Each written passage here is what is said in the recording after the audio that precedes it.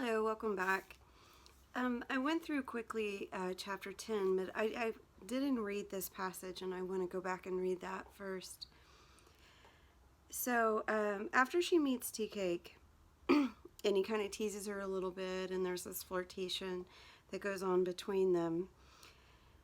She says, he sat back up and began to show her and found herself glowing inside. Somebody wanted her to play, so this is about, checkers. Somebody thought it natural for her to play. That was even nice. She looked him over and got little thrills from every one of his good points. Those full, lazy eyes with the lashes curling sharply away like drawn scimitars, the lean, over-padded shoulders and narrow waist, even nice. So she's kind of smitten by him, and he comes in, and like I said before, he kind of lets her be herself, and this is the first time she's actually having a good time, and especially like a romance good time. And then he takes her fishing, like in the middle of the night. And this is something very new to her too. There's something about Tea Cake that is exciting in a way that he is willing to explore and jump at the sun, like her mother said. They have a lot in common as far as, like, maybe even she would be like him if she were a guy. So, but she does ask the young man that works with her at the store, Hezekiah, she wanted to ask him some questions starting on chapter 11. She's, of course, doesn't want to make it obvious that she's curious about him, so she's trying to, like, nonchalantly say, why would you warn me against him? Has he got a criminal record? Does he maybe have a wife? Not that it's any of my business, but what is it about him that people are so worried about? And really it's just that he's such a free spirit that people get concerned about him.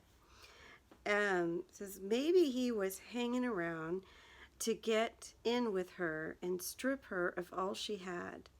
Just as well if she never saw him again. He was probably the kind of man who lived with various women, but never married.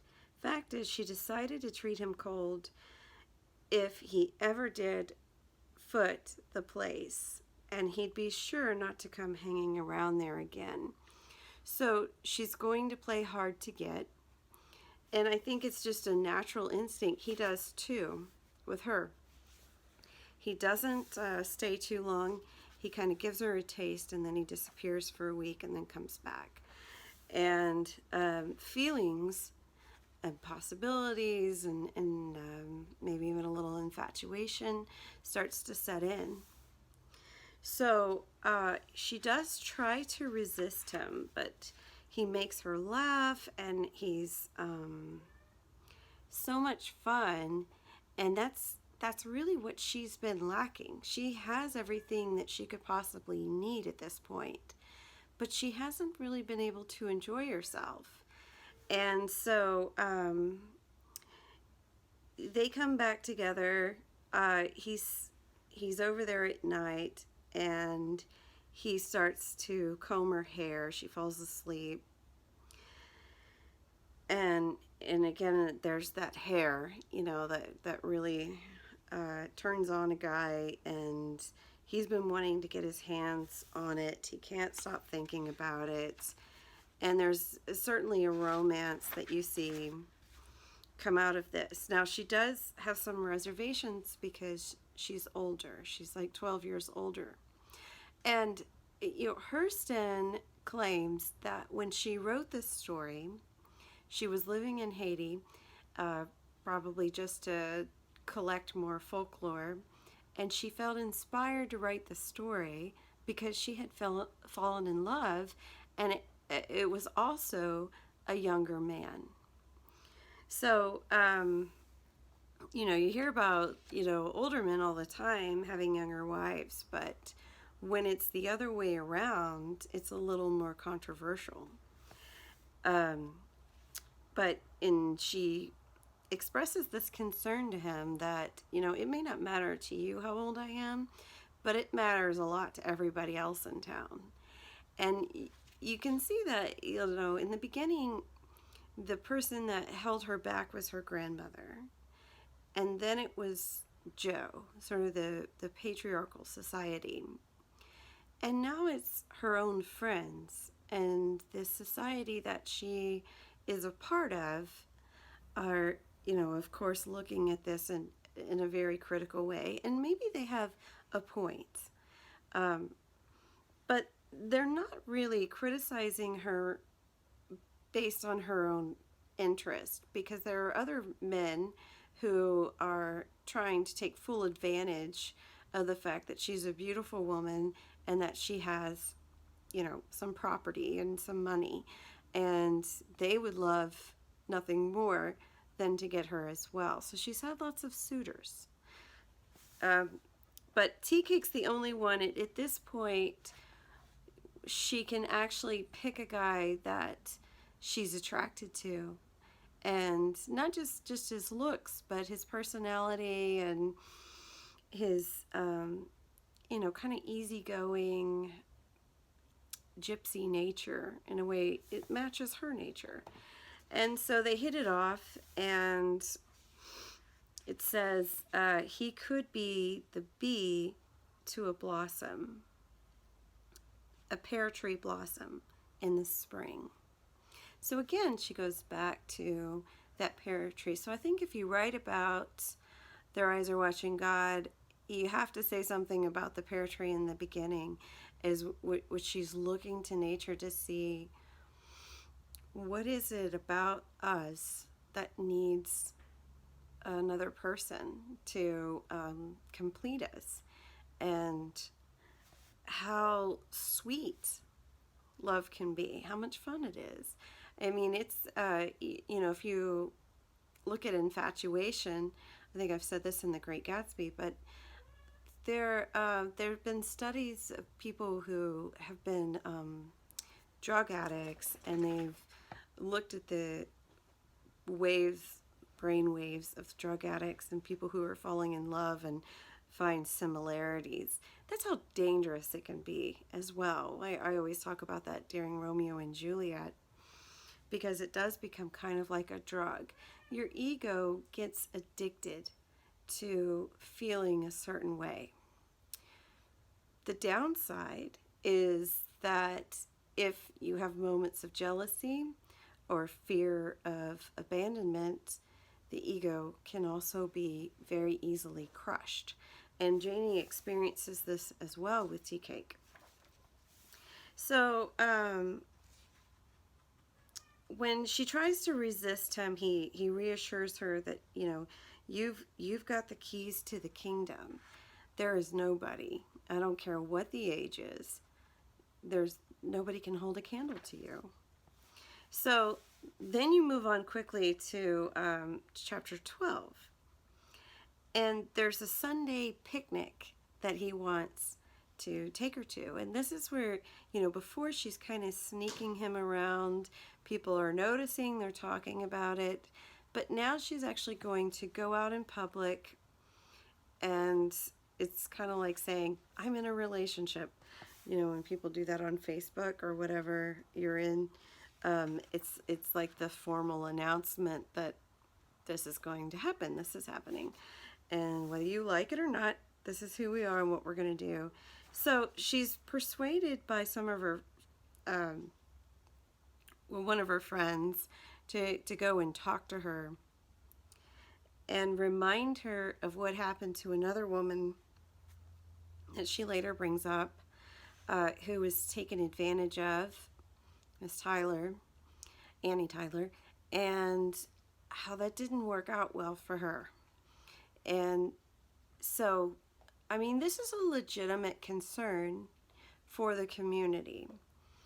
But remember also the beginning of the book when she comes back and they're curious as to how this all ended, like what happened to her. They're hoping for the worst instead of hoping for the best. And so it's also kind of a power struggle, I think, between her and her friends and the community.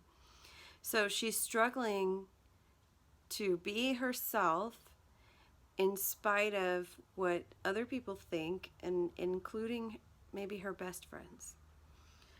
I have this marked.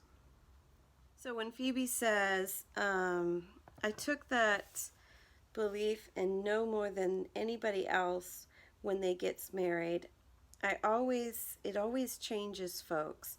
And sometimes it brings out dirt and meanness that even person didn't know they had in themselves. You know that. Maybe tea cake might turn out like that. Maybe not. Anyhow, I'm ready and willing to try 'em. Well, when you aim to step off, that I don't know. The store's got to be sold, and then we're going off somewhere to get married. So she's again kind of like the way she was always looking off at the gatepost to look out to the horizon. That's her goal. She's moving towards that goal. It's I've got to get out of this town, is what she's feeling, and she needs to see herself in a different background. And sometimes this is something that just everyone needs to do. Maybe when they go off to college or whatever, they get so defined by their parents and the school and the community that at some point you get lost in who you really are. And it might help to get out of that situation, to go off somewhere else, and then just see what comes of it with this different environment, what that brings out in you. So again, she refers to this like 3 times about in the beginning. Now we have to have new thoughts and we have to have new words. And this is kind of like, the idea, the dream starts with an idea. And if I stay here, I'm going to be pretty much the same. I'm not going to change. I'm not going to grow. I have to explore what else is out there and, just notice new things about myself by changing the environment, which is interesting because it all comes back to nature, like we said before. Okay, so now there is like a little bit of warning though, because she does say, wait to her friend Phoebe, wait till you see what he's picked out for me to wear. He loves to see me in blue.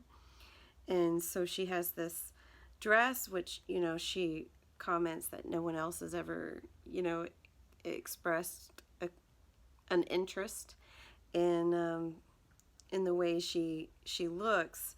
I mean, Joe did, but he did it in a way to kind of make her look like she was better than everybody else. He really wants to bring out what he thinks is that she's most beautiful in. So wait till you see the blue dress, satin dress, or whatever that tea cake done pick out for me. Stand up with him. High heel slippers, necklace, earrings, everything he wants to see me in. Some of these mornings, and won't be long, you're going to wake up calling me and I'll be gone. And so I think the only red flag there is that she hasn't fully come to herself, because she's still interested in looking at like the person that tea cake wants to see. So then we move on to chapter 13. And tea cake has been in Jacksonville, and he wants her to get on a train and leave town and join him. And so they do, and they immediately get married. Janie, as a precaution, brings along $200 that she doesn't tell Tea Cake about. And so she thinks, oh, I'll tell him later and it'll be funny that I kept this money and didn't say anything. But there's a part of her that still is the survivor that says, just in case something happens and he runs off or whatever, I've got to have this money. So one of the first things that happens, though, as they're settling in, is that Tea Cake takes the $200. And he says he's just going to go find some fish to fry. And he's gone all day and all night. And of course, doubt and fear and jealousy and all these things, this is the downside. As much as you're kind of flying high in, what you think is love or infatuation, those lows can be just as, devastating. So here she is. She doesn't know where he is. She doesn't know if he's hurt, if he's with another woman, if he's just taken her money and ran. She doesn't know any of those things, and that's a horrible place to be. So of course she's thinking about the worst. And he comes back the next morning as she faces the daylight, and it doesn't, it only seems to kind of mock her as she explains she was broken and her pride was gone. So she told those who asked what happened. And this is when she gets into the story about what happened to Mrs. Tyler. And kind of a similar situation. She had money, she's beautiful, she ran off with a younger guy. She comes back a beggar and then dies after that. So it's a very scary thought for Janie to think, this could be me, like everybody predicted, and so when he comes back the next day, of course she's upset, and he says, well, you don't have to ask me where, it's my job to tell you. And he tries to still be kind of playful to her and just sort of play around with her and everything, but she's way too hurt. She's been, just brooding over this all night, and he's just coming in, like playing his new guitar he got and acting like nothing matters. This should be fine. And then he tells her the story, but he tells her the truth. He says, I saw the $200. He didn't know it was $200. He saw a wad of money, and he put it in his pocket so he could later count it. And then he got to counting it later on and realized how much it was, and realized that he never had that much money before. So he gets really excited, and he wants to take on the persona of someone who does have money. So what does he do? He throws a big party, and he has all this food, and everyone's having a good time off her money. And it's kind of sad because not only has he spent it, but he's had an awfully good time on it at her expense. And he even says that, they paid women, not ugly women, not to come in. One woman was so ugly, he paid her $5 not to walk in. So, and then of course it ended up being like a fight, and somebody got out of hand and tried to take the chickens, and Tea Cake had to fight this guy or whatever, put him in his place. You can read all the details. But he says, throughout the night, God, I really missed you. I thought about it 3 or 4 times to come back and get you. And she's like, well, why didn't you? I mean, I like to have fun just as much as the next person. And his response is also, to me, another red flag, that there were other men there, gentlemen there, that she might have found attractive, and for sure they would have found her attractive. So he didn't want to put her in that situation. This is very, it seems, looking at it today, it seems like, okay, this should just tell you, that I'm sorry, but Tea Cake is not all he's cracked up to be. But let's go back in time and think about why would Janie at this point kind of brush it off the way that she does. She forgives him, she lets it go. And this is going back to, a history of the way women have always been treated. There's not a different expectation in a way that she has. You think about when I taught the Odyssey. Odysseus is, of course, he can't get home, but he's gone about 10 years, and he has several affairs with beautiful goddesses. And one of the themes of the story is that he's a loyal husband. How can that be? And one of the main concerns he has is she loyal to him? But, I mean, if you even look at like the Old Testament, and men had several wives. David, King David is like the adulterer in the Bible. But it wasn't because Bathsheba, not just because he had an affair with her.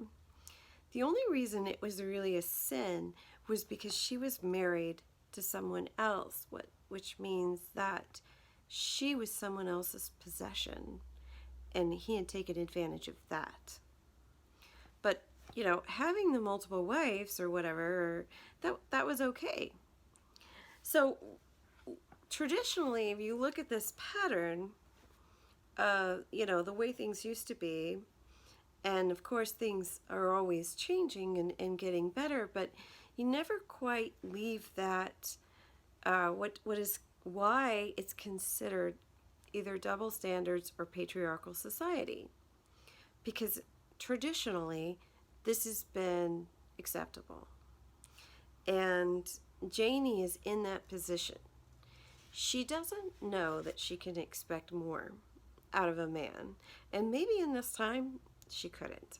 But at any rate, she understands, and then he says, I'm going to make the money back. And he is always at least pretty honest, I think. And he gets stabbed, and he goes out and he worries her again, but then he comes back with like $325. He gives her back her $200. He has $100. So Tea Cake really, and also it should concern her that he's a gambler, but she's kind of enticed by this. This is just it's kind of just different life that's exciting, and she is now a part of it, and I think that kind of gives her another look into a life that has been hidden from her, and she, even though if it's wrong or whatever, she wants to explore it.